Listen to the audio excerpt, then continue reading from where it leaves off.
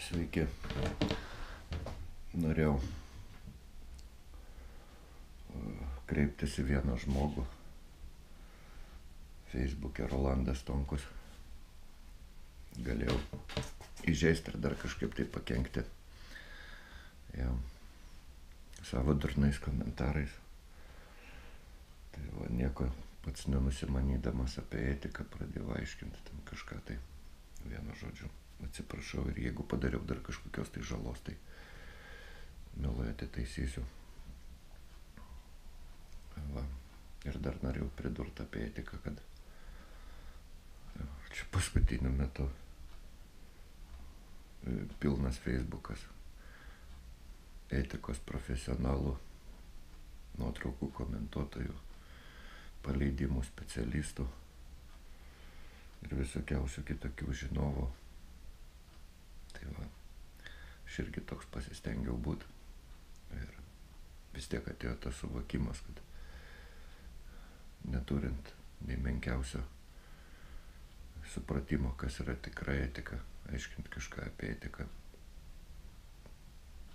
visiškai neverta. Kitas dalykas, mano žvejyba susideda iš 3 dalių. Tai yra taktikos ir strategijos apgalvojimas. Kitą kartą per naktį sėdžiu, nemiegu. Mintyse traukiu rekordinę žuvį. Va. Antra dalis tai būtų pati žvejyba, trečia dalis mylimiems žmonėm skaniai pagaminti iš to, ką pagavau. Aišku, ne visą žuvį tempiu namo, kartais paleidžiu, bet kartais pasiimu ir niekas man nepasakys, turėjau aš ją paleisti, neturėjau paleisti, kaip ir ką man daryti. Tai va, bet pasistengsiu daugiau nuo tokių komentarų ir netgi kai man jie skirti, tai atsisakyti nuo kažkokio tai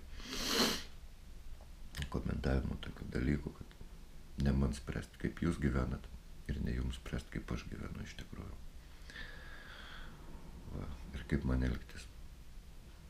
Nelabai kas turi teisę nurodinėti, išskyrus patį aukščiausią.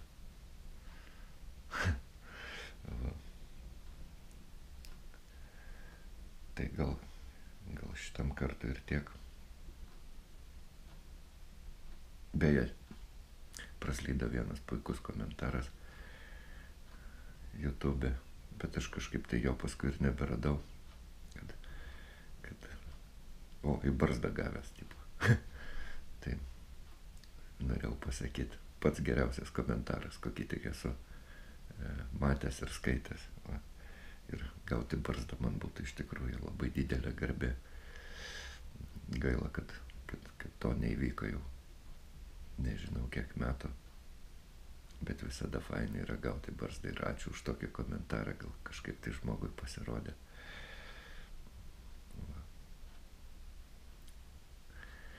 Tai va, ir galbūt ir tiek daugiau. Kągi apie šitą filosofiją daugiau. Ačiū, kad žiūrit. Šūdo jums ne žuvies. Neimkit daugiau negu suvalgysit. Dėkui, kad žiūrit.